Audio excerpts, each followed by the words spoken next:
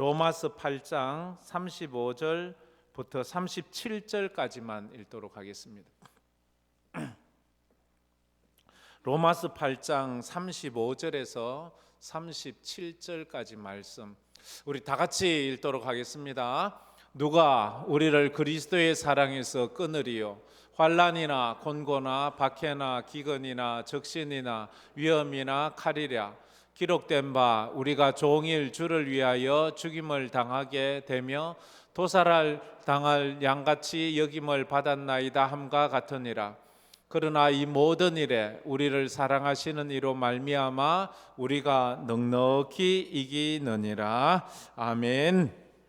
로마서 8장 말씀을 전하면서 그리스도 예수 안에 있는 자의 삶에 대해서 이야기를 하고 있습니다. 그리스도 예수 안에 있다는 말은 무슨 말이며 그리스도 예수 안에 있는 사람은 어떻게 살아가고 그리스도 예수 안에 있는 사람의 결론은 무엇인지에 대해서 로마서 8장은 아주 은혜롭게 우리에게 이야기를 하면서 반면에 굉장히 도전적으로 우리에게 이야기를 하고 있습니다. 그래서 로마서 8장을 제가 한번 암송해 보십시오라고 추천을 드리지요. 로마서 8장은 많은 사람들이 성경을 암송하는 장 중에서 가장 어떤 중에 속하는 그런 장입니다. 고린도전서 13장 사랑장 이런 건 많은 사람이 하잖아요. 그 다음에 고린도전서 15장 부활장, 그리고 마태복음 5장에 나와 있는 그런 산상수훈이라든지 이런 말씀들, 이런 것과 비교해서 이 로마서 8장 말씀도 많은 사람들이 암송하는 그런 장입니다. 그렇다는 것은 그만큼 은혜가 되고 그만큼 귀한 말씀이다 하는 것입니다. 한번 도전해 보세요. 도전이 멈추면 인생이 멈춘다는 말이 있습니다. 한번 도전을 또 해보는 것도 아마 좋은 것 같습니다. 로마서 8장을 이야기하면서 이 무슨 장이냐 할 때 이렇게 말해요. 성령장이다. 로마서 8장은 성령장이라는 별명을 가지고 있습니다. 왜냐하면 성령에 대한 이야기가 많이 나와요. 성령이라는 단어도 19번 넘게 나옵니다. 그래서 성령이 어떤 분인지 성령에 대한 성령의 인격을 이야기하지 않습니다. 성령의 성품을 이야기하는 것이 아니고 성령이 어떤 일을 하는지 성령의 사역에 대해서 로마서 8장은 우리에게 이야기를 해주고 있습니다. 그 성령의 사역 중에 가장 어떠민 사역이 뭔가 하면 예수를 알게 하는 거예요. 성령께서 오셔서 우리 마음을 주장할 때 우리 병 고치고 우리 부자 되게 하고 이게 아니고 로마서 8장에서 또 성경에서 가장 먼저 얘기하는 요한복음 같은 데서 얘기하는 성령께서 하시는 일은 우리로 하여금 예수를 알게 해요. 예수를 믿게 해요. 그리고 십자가 사건이 믿어지게 해요. 천국이 믿어지게 해요. 그래서 이것을 분명히 알아야 됩니다. 성경적 지식을 가지고 있는 사람이라면 내가 예수를 믿는다는 말은 성령께서 내게 믿음을 주셨구나 그런 거예요. 내가 천국이 믿어진다는 것은 성령이 내가 천국이 깨달아지게 했구나라는 거예요. 십자가를 믿는 건 공부 많이 한다고 믿어지는 게 아니에요. 성경 많이 읽었다고 믿어지는 것도 아니에요. 예수 믿지 않는 사람들, 특히 고성들, 불교의 선임들 중에서도 성경 백독한 사람들 많습니다. 근데 그들은 왜 백독이나 했는데 예수를 안 믿나요? 성령 받지 않으니까 그렇지요. 성령 받지 않으면 백독 아니라 천독을 해도 안 믿어져요. 그냥 이건 하나의 문학 작품일 뿐이에요. 그래서 성령께서 하시는 일이 귀한 거예요. 고린도전서 2장 10절에도 이런 말을 하지요. 성령은 모든 것 곧 하나님의 깊은 것까지도 통달하시느니라. 성령께서는 하나님의 깊은 것까지도 다 알고 있대요. 성령도 같은 하나님이세요. 성부, 성자, 성령은 한 하나님이세요. 그러나 삼위 세 인격으로 존재하세요. 참 이건 이 땅의 사람의 논리로는 도저히 이해할 수 없는 논리가 삼위일체 논리예요. 세 분이면서 한 분이고 한 분이면서 세 분이다. 세 분이 완전 단독적으로 나누어지기도 하지만 그분들은 결코 나누어지지 않는다. 이 말이 이상한 말이잖아요. 말이 있을 수 없잖아요.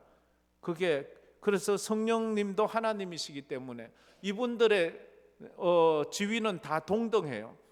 성부가 1등이고 성자가 2등이고 성령이 3등, 이게 아니에요. 세 분 다 지위나 능력이나 권세가 다 동일해요. 다 똑같아요. 그리고 언제나 함께 하세요. 창조 사역에도 함께 했고 십자가 사역에도 함께 했고 지금도 성령 하나님은 삼위일체 하나님으로 우리와 존재한다는 것을 우리는 알아야 돼요. 그러므로 기도가 깊어질수록 성령의 은혜를 받은 사람은 하나님의 마음을 깊이 깨닫게 되는 거예요. 하나님의 마음이 보이게 되는 거예요. 하나님의 마음이 보이면 누구나 그 하나님의 마음이 기도 제목이 돼요. 우리의 기도 제목이 왜 피상적이고 이 육체적이고 세상적이에요? 성령을 통해서 하나님의 마음을 보지 못하니까 내 마음만 보는 거예요. 세상만 보는 거예요.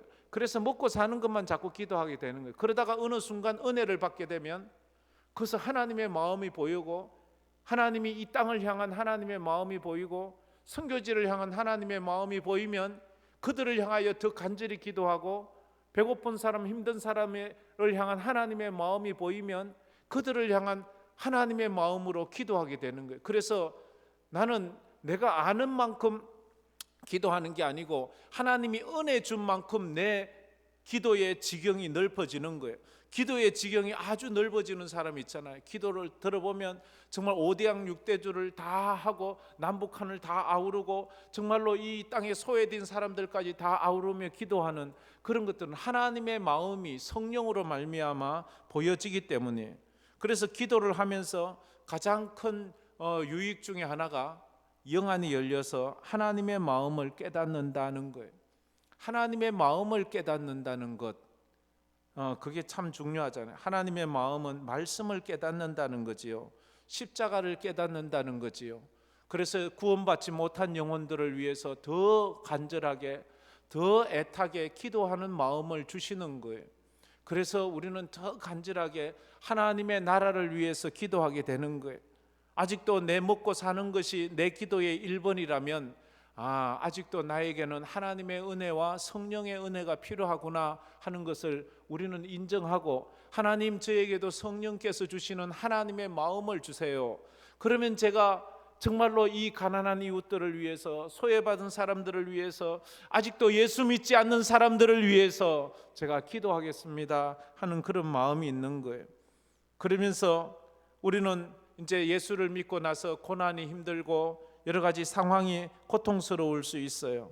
그렇지만 기도하면서 성령 받고 하나님의 뜻을 깨닫게 되면 우리는 소리치지요. 하나님을 사랑하는 자 곧 그의 뜻대로 부르심을 입은 자들에게는 모든 것이 합력하여 선을 이룬다. 우리는 이것을 고백할 수밖에 없어요. 내가 이해할 수는 없지만 내가 이 상황을 다 설명해 줄 수는 없지만 한 가지 분명한 것은 내가 하나님을 사랑하기 때문에 하나님 또한 나를 사랑하기 때문에 내 상황은 다 합력하여 선을 이룰 것이다. 하나님의 뜻을 이루는 거예요. 결국 나는 천국에 설 것이다 하는 그거지요. 그래서 우리가 성령 하나님에 대한 노래를 많이 부르죠. 성령 하나님 나를 만지소서 상하고 깨어져 지친 나를 하나님 내 마음 좀 만져주세요. 성령 하나님 내 마음 좀 만져주세요. 우리가 그 고백을 할 수 있습니다. 그래서 바울은 합력하여 선을 이루는 근거가 무엇이냐고 묻는 사람들에게 구원의 서정을 우리에게 설명해 주었습니다. 29절부터 30절까지 첫째, 하나님은 우리를 예정하셨어요. 선택해 주셨죠. 그리고 우리를 불러주셨어요. 소명해 주셨어요. 그 다음에 우리를 칭히 의롭다 해 주셨어요. 네 번째로는 우리를 영화롭게 해 주신다고 그렇게 말하고 있습니다. 우리는 선택받고 부르심받아 의롭다 한 성도는 결국 영화롭게 되는 거예요. 하나님이 나를 그렇게 빚어갈 거예요. 지금은 내가 못나고 부족하고 여러 가지 허물이 있지만 결국 내 끝은 영화로운 하나님의 모습을 닮은 천국 백성으로 살아가게 된다 하는 겁니다. 이것이 사실이고 이것을 우리가 믿는다면 우리는 어떤 삶 가운데서도 믿음으로 살 수 있습니다. 할렐루야. 하나님께서 나를 예정하시고 하나님이 나를 부르시고 하나님이 나를 의롭다 하시고 하나님이 나를 영화롭게 하신다는 것이 확실한 믿음이라면 우리 상황이 어떠한다 할지라도 하나님은 나를 영화롭게 만들어 가신다는 이 믿음의 고백을 우리는 하게 되고 우리는 장차 그런 삶을 살게 될 것입니다. 그러면서 그것에 대한 이야기를 31절부터 34절까지 네 가지 질문을 했어요. 네 가지 질문을 하면서 우리의 구원이 얼마나 확실한지를 말해요. 첫 번째는 만일 하나님이 우리를 위하시면 누가 우리를 대적하겠는가? 하나님이 내 편이면 누가 감히 나를 건드리겠느냐라는 거예요. 아무도 없다는 거죠. 두 번째로는 자기 아들을 아끼지 아니하시고 우리 모든 사람을 위해서 내어주시니가 무엇을 아끼겠느냐? 아끼지 않는다는 하나님, 자기 자식까지 우리를 위해 내어주신 하나님이 우리를 위해서 뭘 못하겠느냐는 거예요. 다 주신다는 거예요. 세 번째로는 누가 선택받은 성도들을 고발할 수 있겠느냐? 정죄할 수 있겠느냐? 그 말을 하죠. 누가 우리를 고발하리요? 아무도 우리를 고발할 수 없다. 사단 마귀는 우리를 고소합니다. 우리의 허물을 고발합니다. 그러나 그건 하나님의 앞에 고발이 되지 않아요. 왜? 우리의 허물과 죄는 모두 예수 그리스도의 보혈로 깨끗해졌기 때문입니다. 그러면서 네 번째는 누가 우리를 정죄하리요? 정죄할 수 없다는 거예요. 우리 죄값을 예수님이 다 치러 주었기 때문에. 그래서 로마서 8장 1절 시작하면서 했던 말을 우리는 또 다시 반복할 수밖에 없습니다. 그러므로 이제 예수 그리스도 안에 있는 자들에게는 결코 정죄함이 없나니. 할렐루야. 예수 안에 있는 자는 결코 정죄함이 없어요. 마귀의 유혹에 넘어가지 마세요. 너 같은 것이 뭐 예수 믿어? 너 그러고도 예수 믿는다고 할 수 있어? 너 그러고도 구원 받았어? 너 그래서 안 돼. 너 그렇게 예배드리고 그렇게 살면서 그게 무슨 예수 믿는 거야? 라고 마귀가 우리를 유혹할 때 당당히 얘기하세요. 그래, 나는 부족해. 그러나 예수님은 완전해. 나는 연약해. 나는 죄가 많아. 그러나 예수의 십자가의 은혜로 나는 죄사함을 받았어. 라고 우리는 당당하게 얘기해야 돼. 어떨 땐 참 뻔뻔스러울 것 같고 부끄러울 것 같지만 그래요. 우리의 구원은 다 뻔뻔스러워요. 우리 중에 누가 의로운 사람이 누가 있어요? 누가 우리 중에 하나님 앞에 나는 떳떳합니다, 나는 의롭습니다 라고 말할 사람이 누가 있습니까? 우리는 날마다 부끄러울 수밖에 없지만 그러나 내 의가 하나님 앞에 서게 하는 것이 아니라 하나님의 의가, 예수님의 의가 우리를 하나님 앞에 서게 하기 때문입니다. 그러므로 우리의 구원은 결코 흔들릴 수가 없어요. 누구도 우리의 구원을 취소할 수가 없습니다. 이 말씀을 하나님의 말씀으로 믿는다면 의심하지 마십시오. 두려워하지 마십시오. 낙심하지 마십시오. 믿음으로 승리하시기를 주의 이름으로 축복합니다. 하나님의 말씀을 딱 붙잡으세요. 그래, 나는 날마다 흔들리잖아요. 아이고, 내가 이래서 뭐 그만 예수 믿는 건 졸업할까?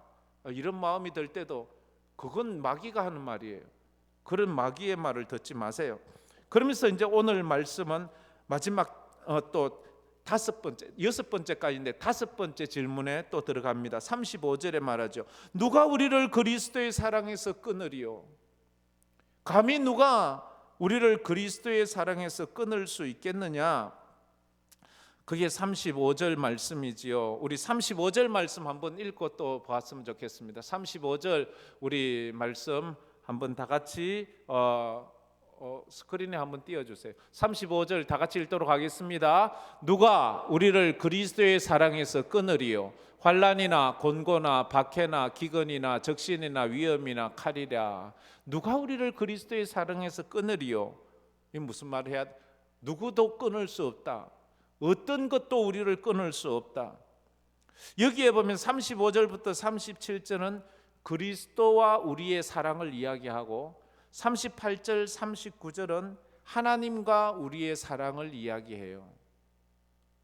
예수 그리스도가 우리를 사랑하는 것, 우리가 예수를 사랑하는 것은 어떤 것도 우리에게서 끊을 수 없어요. 그처럼 하나님이 우리를 사랑하고 우리가 하나님을 사랑하는 것도 누구도 끊을 수 없는 거예요.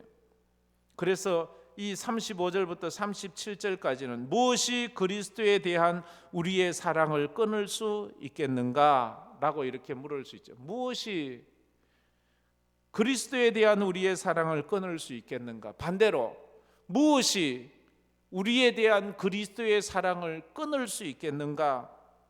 그러면서 7가지 성도와 그리스도의 관계를 위협하는 7가지 요소에 대해서 이야기를 하고 있습니다. 누가 우리를 예수님의 사랑에서 끊을 수 있겠습니까? 근데 무슨 말이에요? 사단은 끊임없이 우리가 예수님 사랑하는 것을 끊어버리려고 해요. 우리가 더 이상 예수 안 사랑하기만 또 예수님의 사랑에서 우리를 끊어버리려고 해요. 그게 우리가 35절 누가 우리를 그리스도의 사랑에서 끊으리요? 그러면서 그게 7가지를 말하지요. 뭐예요? 7가지가 환난이나 곤고나 박해나 기근이나 적신이나 위험이나 칼, 이 7가지. 이걸 우리에게 환난은 뭐예요? 여기서 말하는 환난은 인생 자체가 환난이지요. 산다는 것 자체가 고생이지요. 이 땅의 삶이 우리를 그리스도에게서 끊어버릴 때가 있어요. 살자면 늘 힘겹게 한 해 한 해를 보낼 때가 많잖아요. 누가 뭐라고 하지 않는데 이 삶 자체 속에서 내가 나를 무너뜨리게 할 때가 참 많아요. 그래서 가만히 보면 아무 일도 없는데 이 삶이라는 게 우리를 하나님의 사랑에서 끊어버릴 때가 있어요. 왜냐하면 죄지은 인간이 당하는 이 땅의 수많은 환난과 고통들이 우리를 하나님 없다고 생각하게 만들거든요. 그래서 하나님은 나를 진짜 사랑하시는가? 진짜 하나님은 계시는가? 하는 의문을 가지게 하지요. 그것 또한 사단이 우리에게 주는 질문이지요. 인생을 살면서 당하는 여러 가지 어려움이 뭐가 있어요? 질병이 있고요, 배고픔이 있고요, 늙음이 있고요, 삶에 살면서 절망이 있고, 그런 것들이 자꾸만 우리를 예수님을 사랑하는 마음에서 자꾸 끊어버려요. 두 번째로 곤고라는 건 뭐예요? 감옥에 갇히는 것, 외롭고 고독한 것, 정신적인 압박을 갖다가 말하는 거예요. 세상을 살면서 정신적으로 압박을 당할 때가 참 많이 있어요. 정신적으로 고독해질 때가 참 많이 있어요. 또 그때마다 진짜 하나님은 있는가? 진짜 하나님은 날 사랑하시는가? 진짜 내가 죽으면 천국 갈 수 있는가? 이런 질문들을 자꾸 하면서 회의에 빠지게 할 때가 있죠. 그 다음에 박해라는 것은 노골적으로 우리를 미워하고 돌로 치거나 매로 때리는 것, 그런 거죠. 초대교회에서는 원형 경기장에 집어넣고 짐승의 먹이가 되도록 만드는 그런 이 핍박을 통해서 그리스도의 사랑에서 우리를 끊어버리려고 그러는 거예요. 여러분이 지금 당하는 고난은 어떤 고난입니까? 어떻게 그 고난이 여러분을 지금 예배의 자리에서 멀어지게 하고 있지는 않습니까? 하나님의 사람으로서 마땅히 해야 되는 예배와 섬김의 자리에서 멀어지게 하는 것, 그것이 어쩌면 사단은 말해요. 그러면 편안할 거라고, 그러면 괜찮을 거라고. 아니요. 그런다고 뭐가 달라집니까? 우리가 더 믿음으로 서야 돼요. 그 다음에 기근이라는 것이 굶주림이지요. 먹지 못하는 아픔이지요. 믿음으로 살아가면서 겪는 그런 어려움들, 그런 것들이 우리에게 당할 때가 있어요. 그 다음에 적신이 있습니다. 적신, 헐벗음, 이 헐벗음이 있지요. 그 다음에 위험, 생존의 위험이 있어요. 죽음이 다가올 때도 있어요. 마지막으로 칼은 모든 무기를 대표하는 거지요. 칼도 있고 총도 있고 창도 있고 세상에 있는 모든 무기가 우리를 공격해 올 때가 있어요. 바울은 이 7가지를 그리스도와 우리의 관계를 끊어버리려고 위협하는 요소들이다라고 이렇게 말해요. 물론 이것보다 더 많은 것들을 우리가 끄집어낼 수가 있지요. 뭐 인간관계 문제도 있고, 뭐 자녀 문제도 있고, 뭐 여러 가지 문제가 있잖아요. 직장 문제도 있고, 뭐 여러 가지 문제가 여기에 다 포함되고, 살면서 살아가는 이 환난에 다 포함되는 거지요. 여러분은 지금 어떤 시련을 당하고 있습니까? 어떤 문제가 그리스도의 사랑에서 여러분을 끊어버리려고 하고 있습니까? 그것을 우리가 믿음으로 이겨내야 돼. 그러자면 이 로마서 8장을 쭉 믿음으로 한번 읽어보세요. 바울은 자신이 경험한 그런 경험을 고린도 후서에 우리에게 소개하고 있습니다. 사단이 이 바울을 그리스도의 사랑에서 끊으려고 얼마나 악하게 바울을 괴롭혔는지 고린도후서 11장 23절부터 27절까지 저렇게 고백을 합니다. 한번 가만히 한번 저게 가능할까? 사람이 저렇게 당하고도 예수 안 버리고 사나? 이럴 마음이 듭니다. 다 같이 한번 읽어보겠습니다. 그들이 그리스도의 일꾼이냐 정신없는 말을 하거니와 나는 더욱 그러하도다. 내가 수고를 넘치도록 하고 옥에 갇히기도 더 많이 하고 매도 수없이 맞고 여러 번 죽을 뻔하였으니 유대인들에게서 40에서 하나 감한 매를 5번 맞았으며 3번 태장으로 맞고 1번 돌로 맞고 3번 파선하고 일주야를 깊은 바다에서 지냈으며 여러 번 여행하면서 강의 위협과 강도의 위험과 동족의 위험과 이방인의 위험과 시내의 위험과 광야의 위험과 바다의 위험과 거짓 형제 중에 위험을 당하고 또 수고하며 애쓰고 여러 번 자지 못하고 줄이며 목마르고 여러 번 굶고 춥고 헐벗었노라. 아멘. 예수 믿으려고 바울이 저 정도로 고생을 했어요. 마귀는 저렇게 집요하게 바울을 예수에게서 끊어버리려고 사람이 견딜 수 없는 온갖 아픔과 육체적 고문과 고통과 불명예를 넘겨주면서 그렇게 했어요. 그러나 사도 바울은 그 사단의 공격에서 결코 끊어지지 않았어요. 결코 거기서 떠나지 않았어요. 바울 앞에서 우리가 당하고 있는 그 아픔과 종교적 문제로 당하는 서러움은 엄살에 불과해요. 아이고 뭐 그걸 그 정도를 가지고 엄살 부리지 마, 힘내, 이렇게 말할 거예요. 바울은 정말로 우리와 상상할 수 없잖아요. 히브리서 기자도 초대 교회 성도들은 어떤 고난을 당했는지 우리에게 히브리서 11장 36절부터 38절까지 저렇게 기록하고 있습니다. 다 같이 읽어봅시다. 또 어떤 이들은 조롱과 채찍질 뿐 아니라 결박과 옥에 갇히는 시련도 받았으며 돌로 치는 것과 톱으로 켜는 것과 시험과 칼로 죽임을 당하고 양과 염소의 가죽을 입고 유리하여 궁핍과 환난과 학대를 받았으니 이런 사람은 세상이 감당하지 못하느니라. 그들이 광야와 산과 동굴과 토굴에서 유리하였느니라. 초대교회 성도들의 별명은 세상이 감당할 수 없는 사람들.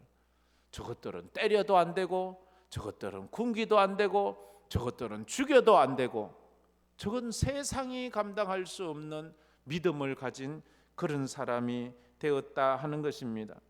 우리 예수 믿는 사람들이 우리가 너무 기복신앙, 번영신앙, 성공신앙에만 눈이 벌게져 있으면 예수 믿고 고난당한다, 예수 믿고 망할 수도 있다, 예수 믿고 저렇게 고통의 삶을 살 수도 있다는 이런 이야기를 들을 때마다 이건 아닌데, 이러면 안 되지, 하나님이 이럴 수가 있어요?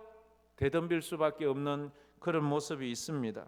물론 예수 믿고 하나님의 은혜가 풍성해서 내 삶에 축복의 간증이 늘어날 때도 있습니다. 그러나 어떨 때는 욥처럼 고난을 당할 때도 있다는 것을 우리는 알아야 합니다. 그래서 8장 17절 18절에서 바울은 또 이렇게 고백을 하고 있습니다. 다 같이 한번 읽어봅시다. 자녀이면 또한 상속자 곧 하나님의 상속자요 그리스도와 함께한 상속자니 우리가 그와 함께 영광을 받기 위하여 고난도 함께 받아야 할 것이니라. 생각하건대 현재의 고난은 장차 우리에게 나타날 영광과 비교할 수 없도다. 우리가 지금 고난을 견디는 이유는 바보라서가 아니에요.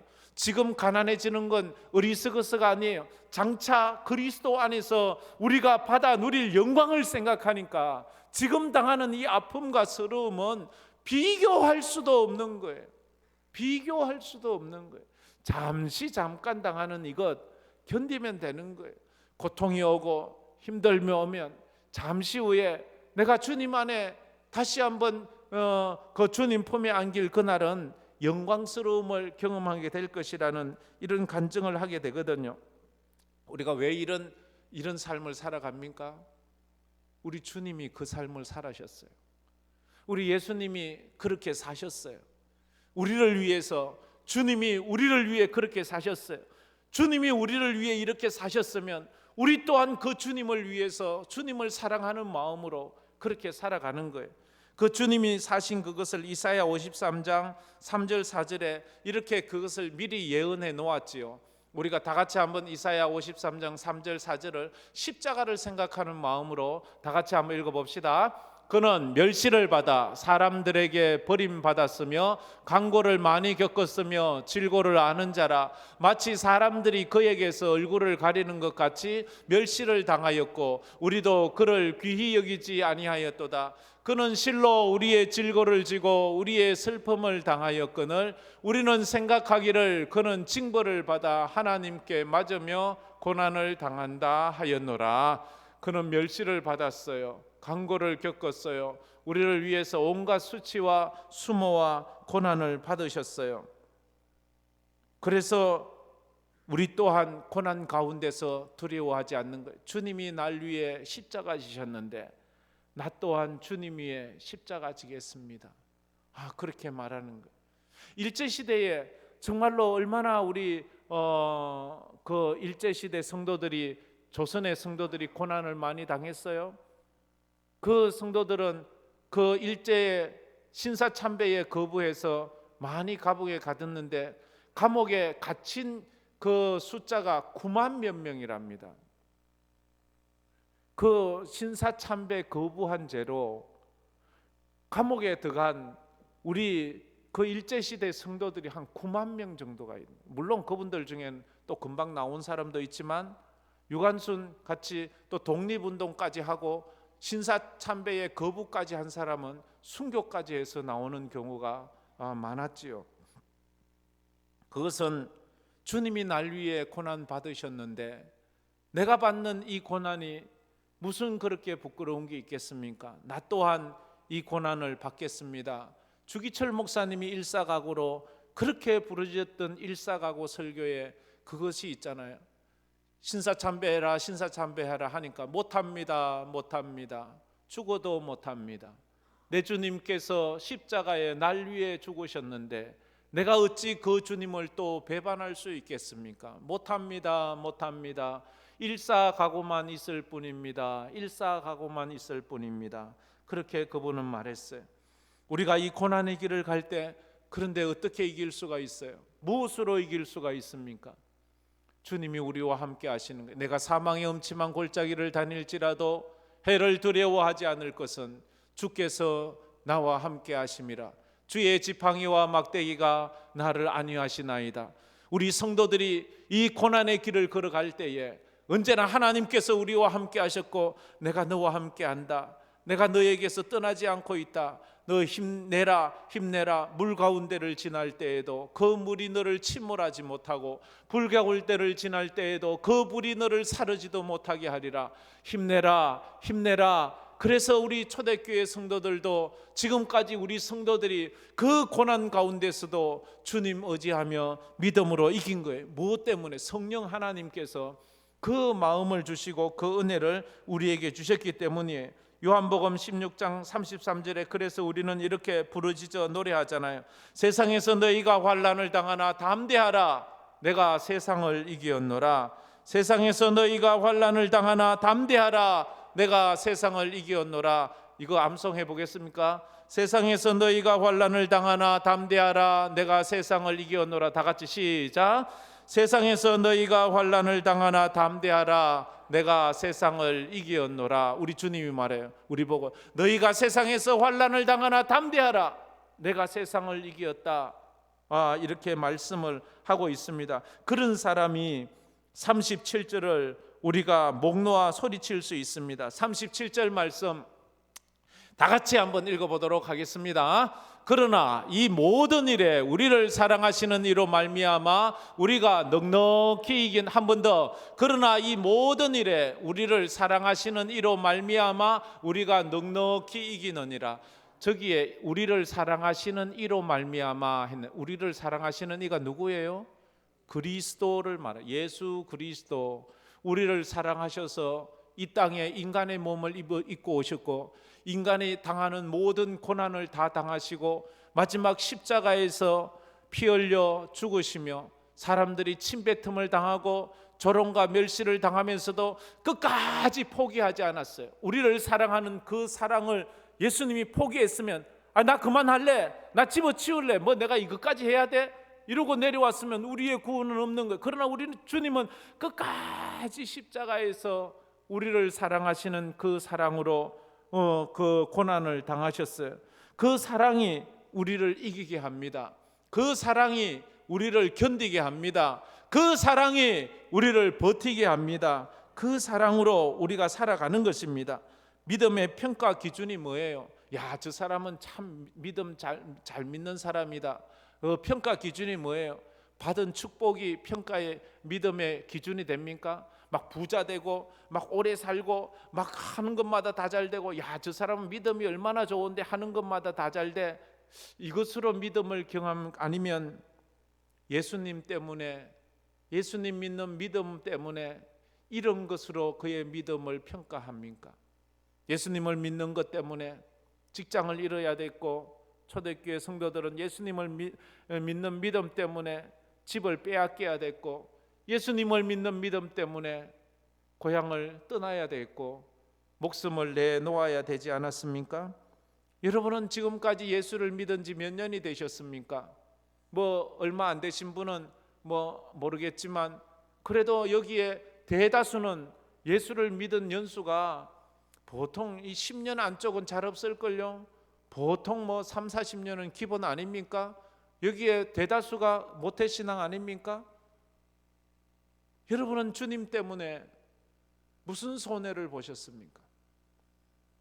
여러분은 주님 때문에 무슨 비난을 좀 받아보았습니까?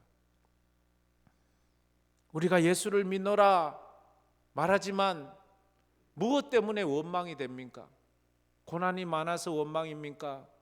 내가 원하는 대로 내 삶이 풀리지 않아서 원망입니까? 우리는 예수를 믿으면서도 전혀 손해보지 않으려고 하는 그것이 우리의 믿음을 약하게 만든다는 것을 우리는 알아야 합니다.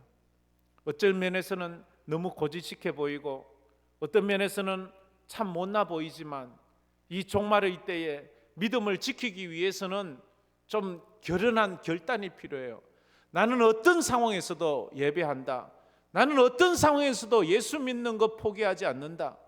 나는 어떤 상황에서도 예수님 붙잡고 믿음으로 승리한다 하는 그 마음이 있어야 돼요. 오늘도 제가 새가족 마지막 교육을 했습니다. 새가족 마지막 교육은 제가 늘 합니다. 그러면서 제가 새가족 마지막 교육을 하면서 하는 첫 번째 이야기가 있습니다. 그런데 이것을요, 참 얘기하는데도 금방 잊어버리는 사람이 있어요. 사람들이 저희 교회에 와서 새가족으로 등록하는 사람 중에는 물론 이사를 와서 그렇게 또 이렇게 신앙생활 계속 하시는 분도 있고, 전에 예수 잘 믿다가 오셔서 또 계속 믿는 분도 있지만, 많은 숫자는 중간에 방학을 하다 와요. 그래서 방학하다 왔대요. 그래서 물어요. 무슨 일로 그렇게 방학을 오래 하셨어요? 이래 물으면 그때 지난번 교회에 어떤 사람 때문에 그렇대요. 어떤 집사 때문에, 어떤 권사 때문에, 어떤 장로 때문에, 어떤 목사 때문에. 그러면 물어요, 제가. 그게요, 예수가 싫어서 방학했어요? 그 사람이 싫어서 방학했어요? 그러면 100이면 100 하는 말이요, 예수님은 좋지요. 근데 그 사람이 싫지요. 근데 사람이 싫은데 왜 예수를 안 믿어요? 사람들은 이상해요. 그 사람이 싫은데 예수를 안 믿어요. 예수는 좋다면서. 그래서 제가 약속을 꼭 합니다. 저희 교회도 다른 교회와 별반 다르지 않습니다. 저희 교회가 뭐 다른 교회처럼 뭐 달라서 여기가 천사만 있는 게 아니에요. 여기도요, 그 교회에 있었던 그런 못된 사람이 있을 수도 있어요. 심지어 이 목사가 정말로 못돼 보일 때도 있어요. 이제는 저하고 약속합시다. 이제 다시는 예수 믿는 거 방학하지 않겠다고. 제가 꼭 그거를 약속합니다. 절대로 예수 믿는 거 멈추지 마십시오. 도저히 내 꼬라지가 보기 싫어서 견딜 수 없으면 다른 교회 가서라도 신앙생활 하세요. 거기도 하나님 계시니까. 예수 믿는 걸 멈추지 마세요. 여러분, 살다 보면 어려움이 있습니다. 뭐 지금 살만할 수도 있어요. 지금 어려움이 없을 수도. 어떤 분은 그런데 여기에 들어는 지금 인생의 가장 힘든 골짜기를 지나고 있는 분도 있어요. 여러분, 예수 붙잡으세요. 사람한테 위로받으려고 하지 마세요. 예수님에게 위로받으세요. 성령님에게 위로받으세요. 그것이 가장 확실한 위로예요. 세상에서 환난을 당하나 담대하라, 내가 세상을 이겼노라 하시는 그 주님의 말씀을 붙잡아야 되는 거예요. 그래서 우리 끝까지 천국까지 믿음으로 가요. 그래서 예배를 포기하지 마세요. 신앙을 포기하지 마세요. 여러분, 직분을 포기하지 마세요. 부끄러운 사람이 되지 마세요.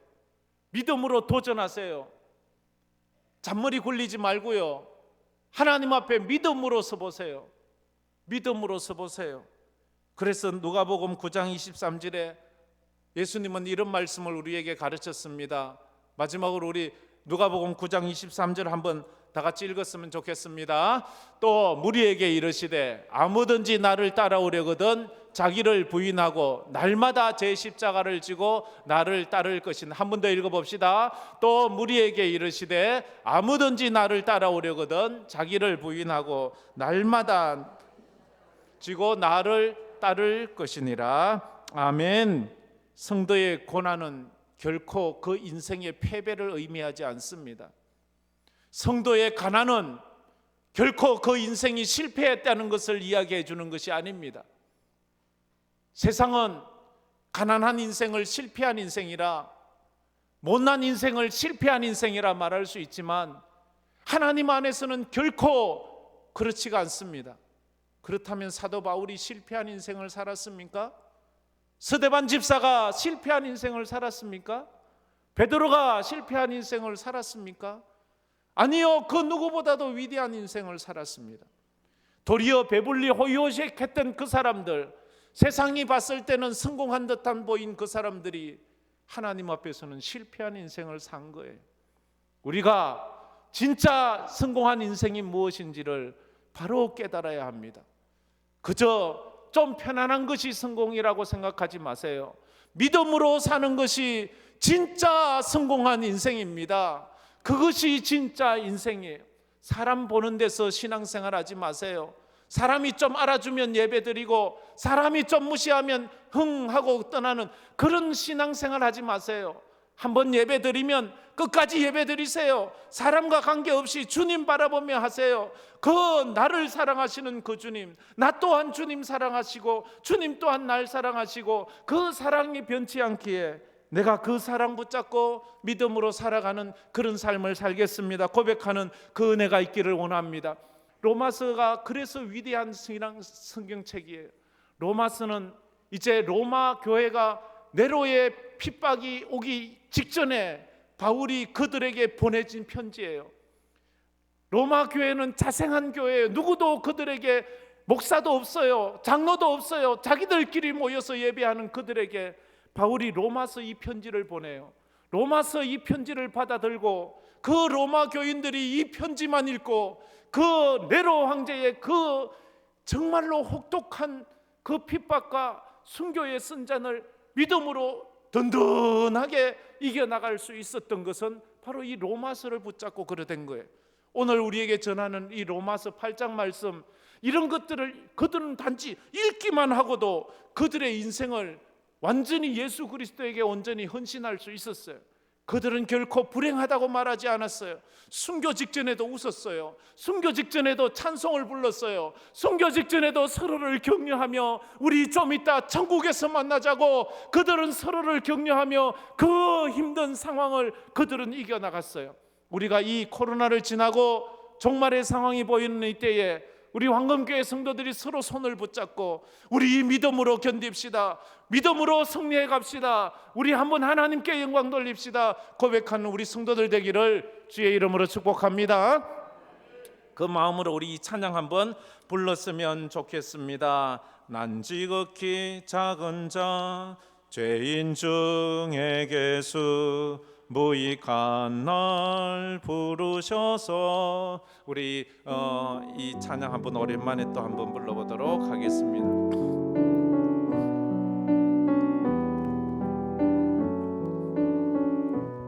난 지극히 작은 자 죄인 중에 계수 무익한 날 부르셔서 간절한 기대와 소망 부끄럽지 않게 십자가 전케 하셨네. 한 번 더 부르시죠. 난 지극히 작은 자 죄인 중에 계수 무익한 날 부르시어 감사합니다. 간절한 기대와 소망 부끄럽지 않게 십자가 전케 하셨네.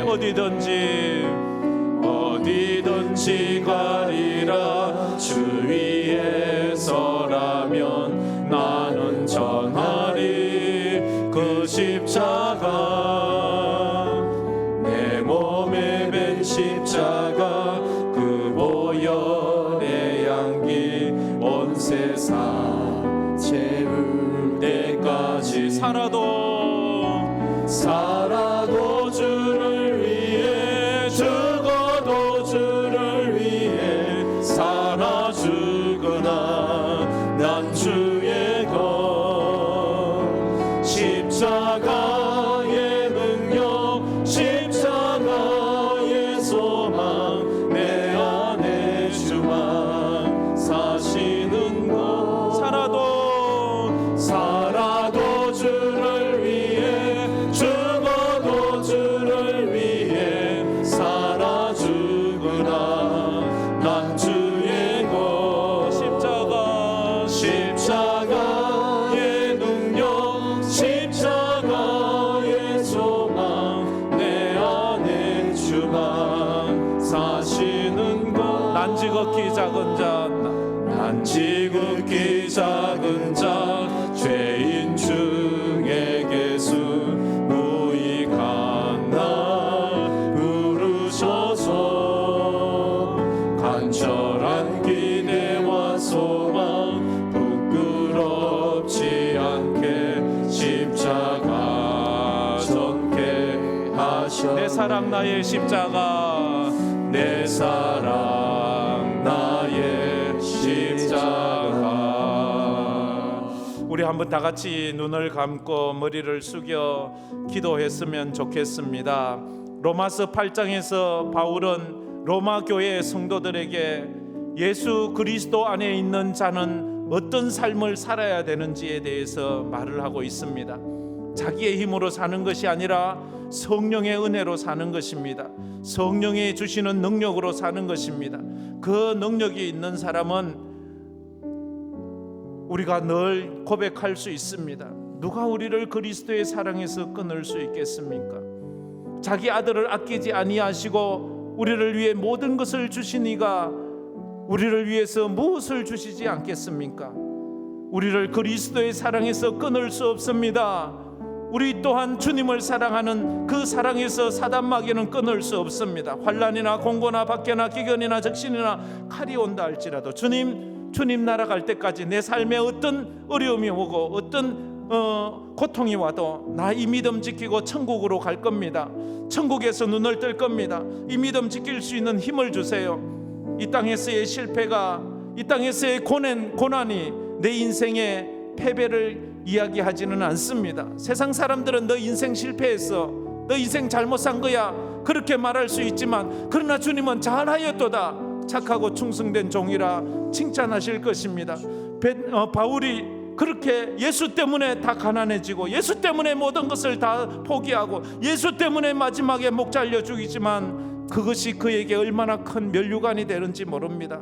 이후로 나를 위하여 의의 면류관이 예비되어노라고 고백했습니다. 주님 날아갈 때까지 내가 하나님의 은혜 붙잡고 믿음으로 살 수 있는 힘을 달라고 다 같이 한번 통성으로 기도하며 나가겠습니다. 주여 감사합니다. 오늘도 저희들이 아버지 하나님 이 오후에 하나님의 은혜 가운데 아버지 하나님 예배를 드리고 또 아버지 하나님 앞에 또 이렇게 기도합니다. 주여 우리는 연약합니다.